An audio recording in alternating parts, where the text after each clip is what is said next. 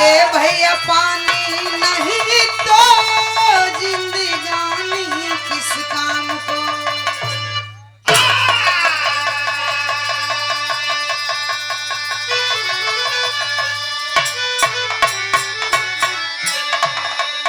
नमो आदि देवम दया सिंधु दाता विधाता मनाऊ सदा वेदचारी। नमो काली कालम गले बीच व्यालम विशालम है माया तेरी भी सहारी।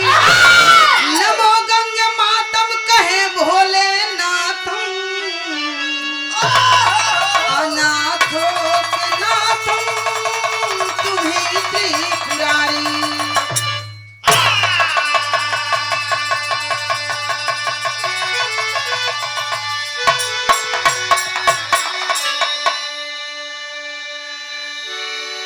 अच्छा भैया, सबसे पहले हम उस आत्मा को नमन करते हैं। परम पिता परमेश्वर से हम यही प्रार्थना करते हैं कि हे दुनिया के मालिक, वह दिवंगत आत्मा जो हम लोगों के यहाँ से प्रस्थान की है, इस धरती को, इस मिट्टी को छोड़ करके चल बसी है। हम परम पिता परमेश्वर से यही प्रार्थना करेंगे कि उस दिवंगत आत्मा को जहां कहीं भी हो आत्मा, परम पिता परमेश्वर उस आत्मा को स्वर्ग में सबसे ऊंचा स्थान दे। ये भी यही तरह बोली का हो। हेलो हाई जन साउंड इधर रख ले बनी ई छोड़ता एकरा के देखी अतनी आवाजिया बढ़ा दी हमार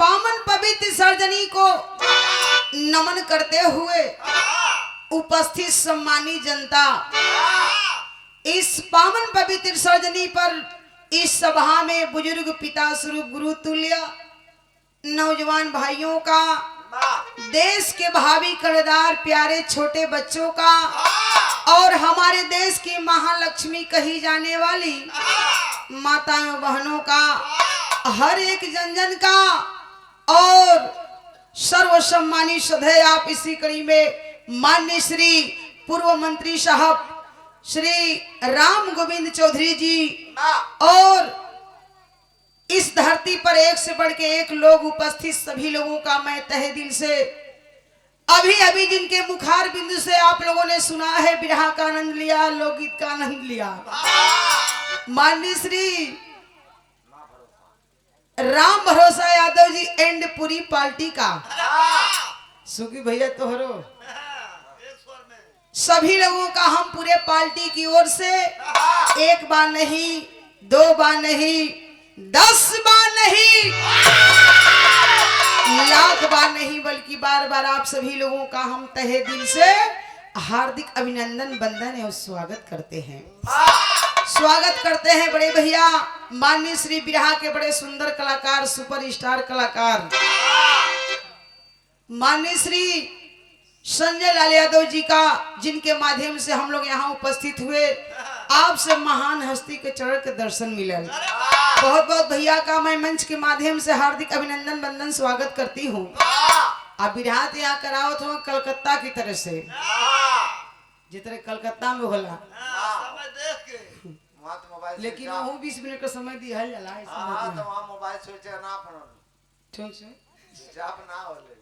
ए भैया, हमारे देश की यह परंपरा है, रीति है, रिवाज है, सभ्यता है, संस्कृति है, पद्धति है। किसी भी कार्य की शुरुआत करने से पहले नहा खा ले चाहिए। उसी नहले ना वक्त जाके नहाया हुआ।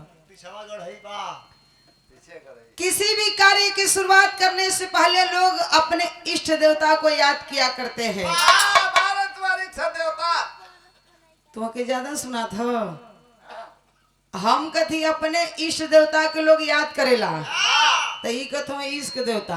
का बहुत बड़ा देवता भैया। अच्छा खैर कहिए दिला, तो इश्क मने जाने ला का होला? नहीं और नहीं ना जाने लो ना, मत जानी है, नहीं तो ई जे के रोग लगेला ना, वो 4 पहिए पर सुता दे। इश्क मने प्यार होला, प्यार मने मोहब्बत होला। मोहब्बत मने लड़का होला। अब जान गेलो मोहब्बत मने। ए भैया, जिंदगी में केहू से प्यार कैले हो कि ना काका? ना हम ना करे, हम ढलकिया भैंसी से कहले हम। तो ढोलकियो भैंसी से कैले हम। हाँ देखा है धरती पर प्यार अपने आप में एक ठे अनोखा है। वाह प्यार है धरती पर कईयों प्रकार का हो। जैसे बाप बेटवा का प्यार बतावल गई, वाह मेहरारू मर्दे का प्यार, वाह हीरो हीरोइन का प्यार, प्रेमी प्रेमिका का प्यार। ए भैया, यही धरती पर भाई बहन का भी प्यार बतावल गई। कह तो भैंसी से प्यार के ले हो, अगर भैंसी से प्यार ना करी है, देखे ना लोग लगावे बैठेला, अपन 3 बजे रतिया भगिया में घरे। कितना बढ़िया से कौन खुदी भूसी सजी लोग छीटेला, आ उतना प्यार से तो मेहरारू के लोग बेनिया ना डोलाई। भैंसिया दूध देनी हो। आ जब बल्टी लेके पहुंचिए ना, हाँ तो लब जब भैंसिया टंगिए उठा दे। भाई खटाल का मालिक हूँ। ए भैया आइए, हमरे वंदना के शुरुआत में मतारी से ही आराधना कैले बा बिटिया के हे माई। बतावल गई है भैया, ये धरती पर 33 करोड़ देवी देवता हवन। 56 करोड़ हो गई ना। अब 56 करोड़ हो गई ना। 56 करोड़ देवी देवता हो गए हवन। हाँ करमवा ढेर मार के बढ़ना। जितने धरती पर देव लोग हवन तनिको कम ना है देवी लोग। वाह आज जितने धरती पर देवी देवता हवा उससे तनिको कम भक्त भक्ति भी ना लोग है। काहे? यही धरती पर केहू काली माई का पुजारी है। क्यों डी माई का? डी माई का अच्छा, अगर डी माई कह दिले इनहू को दोष ना है, इनका ऐसा धरती पर घर है। आजमगढ़ हुआ हवा। आजमगढ़ हुआ। आजमगढ़ की धरती पर इनका घर है। वाह। इनके गांव के दीवारिन माई के कहीं के डी बाबा अइलन, फंसा के लेके भाग गइलन। कहीं से खरीद के लोग लेके अइलन। कितना नाम काका? का हो काका? हाँ ये मौगड़ा हुआ मौगड़ा। मौका हुआ ना। कहीं से खरीद के लेके लोग अइलन वाह 3,80,000 में। वाह इो धरती का शेर हवन। आप लोग बतावा, जौने धरती पर देवी देवता ना सुरक्षित हुई हैं, तो वहां का लड़की कैसे सुरक्षित हुई है? हाँ वही डरन तो जालू ना हमारे घरे। ए भैया आइए, माता रानी के दरबार में दासी का फरियाद है। कहल गईल, उधर से सुन ले गईल आप लोग की जे बहुत जल्दी चला वो बहुत जल्दी थक जाला, जो ज्यादा बोलता है पिटाऊ जाला। उससे कुछ त्रुटियां हो ही जाया करती हैं। ए लिए आप लोगों से कहना बा, कोनो गलती तो हो ही ना, जाने अनजाने में गलती हो जाए, त्रुटि हो जाए, आप लोग क्षमा करने के लायक है, क्षमा करेंगे। माई के दरबार में दासी का फरियाद है। कैसे मास्टर साहब?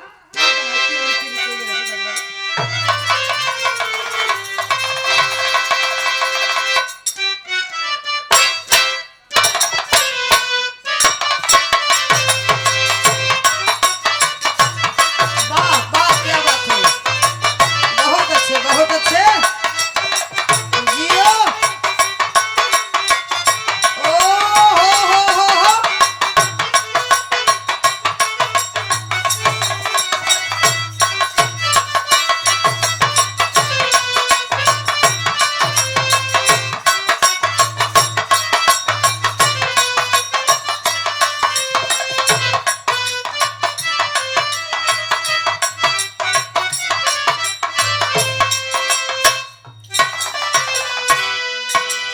वंदना से पहले कौनो धुन तरह जरूरी ना होला, लेकिन ये हमनी कलाकार का मजबूरी बा।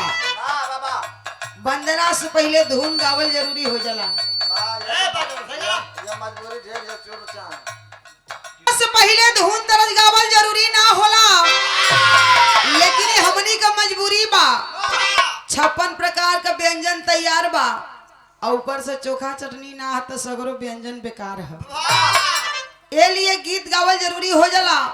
मास्टर साहब गीत का संकेत कैलन, कौनो हर गीत के पीछे कोनो ना कोनो राज जरूर छुपल रहेला।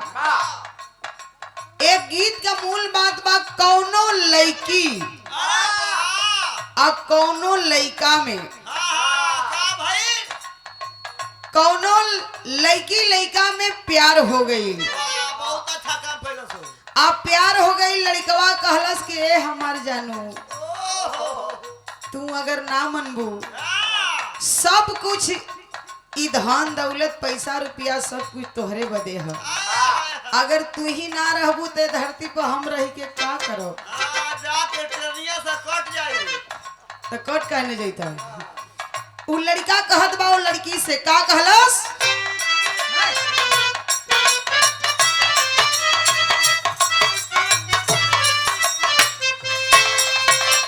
इहे बात उ लड़का कहत बा बेशक तुम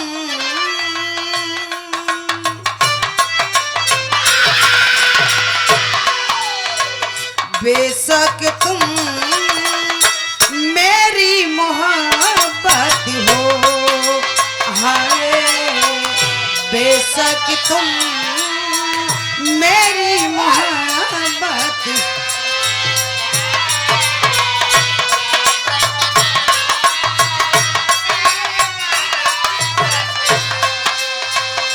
एक बात और लड़का कहले बा का कहत मास्टर दिल है दीवाना है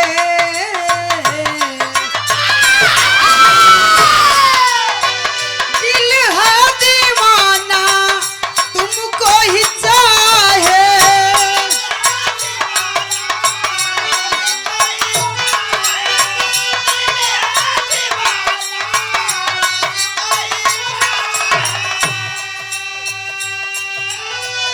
दिल है दीवाना तुमको ही चाहे तुम मेरी चाहती हो बेशक तुम मेरी मोहब्बत हो।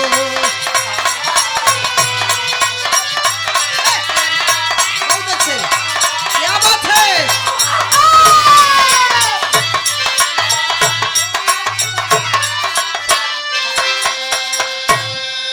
इतना तर्ज बा लेकिन कहना है यही अंदाज में दासी का फरियाद बा की माँ आपका अनेको रूप है जे तेरे बतावल गईल शक्ति एक बार रूप अनेक बार आंकड़ा में बतावल गईल शक्ति एक है माँ रूप अनेक बा कौना कौना रूप में रहुआ कहाँ कहाँ पूजल जाइला कौनो गिनती ना बा कहल जाला कैसे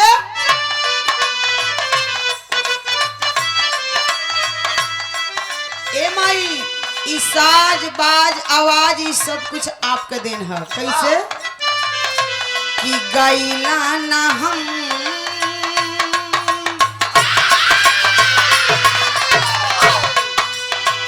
गैला ना हम तू ही गवावेलू माई हो।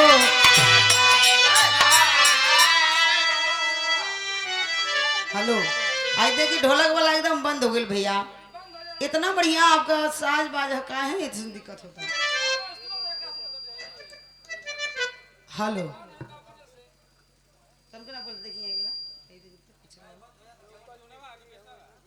ढोलक एकदम बंद हो गई बा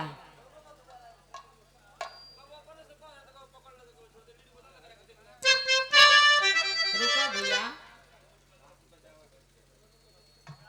हाउ देखिए हाँ बोला अगला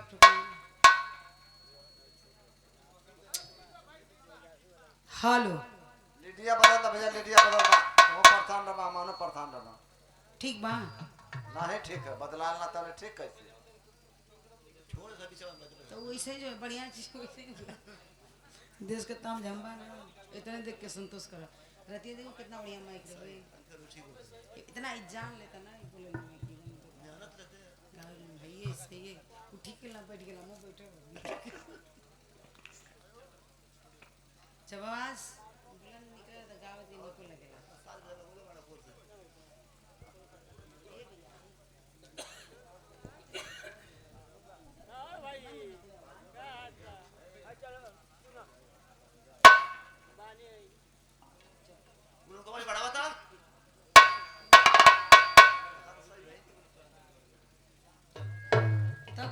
हेलो हेलो चलो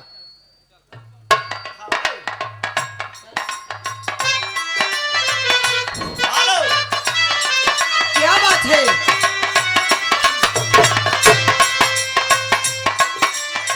ए माई कि गैला ना हम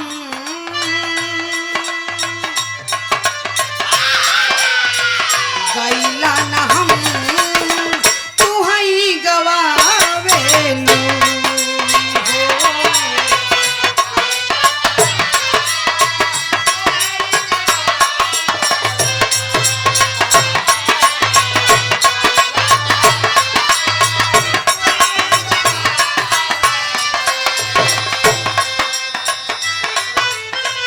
भैली दीवाना मैया हो।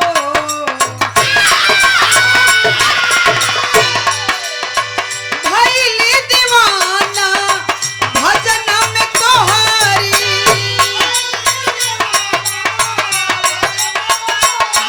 जय हो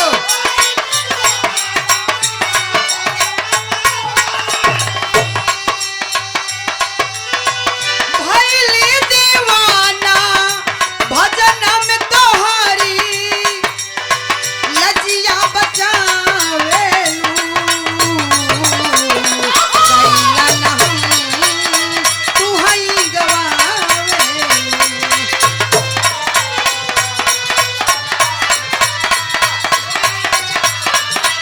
जय हो क्या बात है?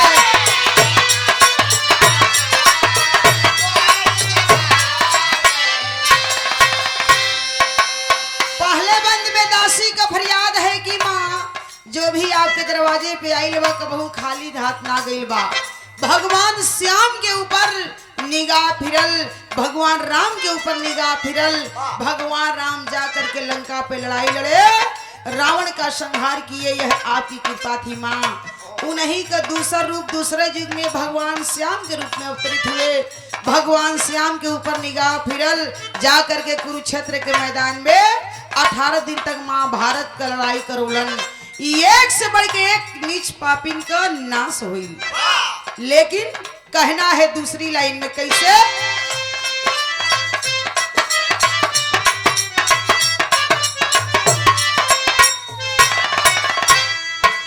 तोहरी चरण के यास ये मैया तोहरे आधारी बा।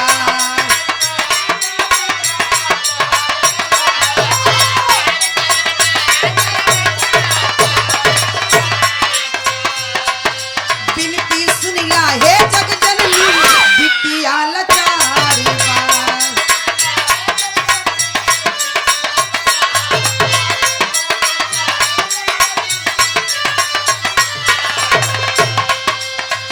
पीड़ा के तार झना कावेलू मयरिया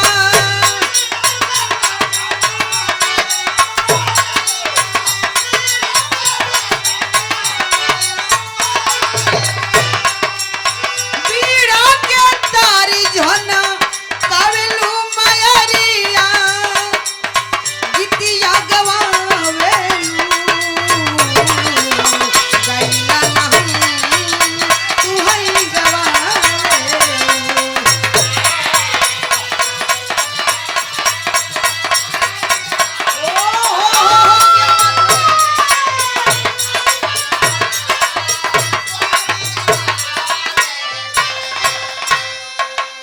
ए माई हो आपे का कृपा बा, इतना सुंदर गुलाब का फूल होता है माँ, वह कांटा में खिलता है। इतना सुंदर कमल का फूल होता है माँ, वह कीचड़ में खिलता है। ए माई आप चाहबू तो एक ठे पेड़ का पत्ता हिली अन्यथा नहीं। बिना आपके आदेश कई जुबान कैसे बोल सकेले ए माई? आखिरी लाइन में वंदना बहुतों में होला, कमों में होला। आखिरी लाइन में दासी का फरियाद बा, गुरु घराने का परिचय दे रही है दासी। कौने बगिया का फूल है माई? और स्वागत की कड़ी में, शुरुआत की कड़ी में ढेर सारा रुपया दे करके सम्मानित किया गया, साथ में सुंदर पुष्पहार दे करके सम्मानित किया गया, सुंदर सभा बनारसी पुरस्कार दे करके सम्मानित किया गया। बहुत बहुत हम प्रणाम करते हैं और उस आत्मा को नमन करते हैं जो आत्मा हम लोगों के बीच से निकल गई है साथियों। कहना है आखिरी लाइन में,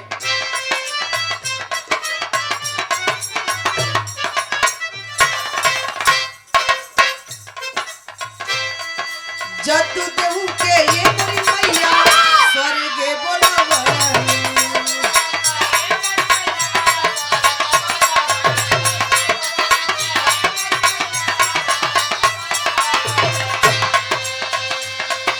काशी सुरेंद्र से ये मैया बिरहा गवई।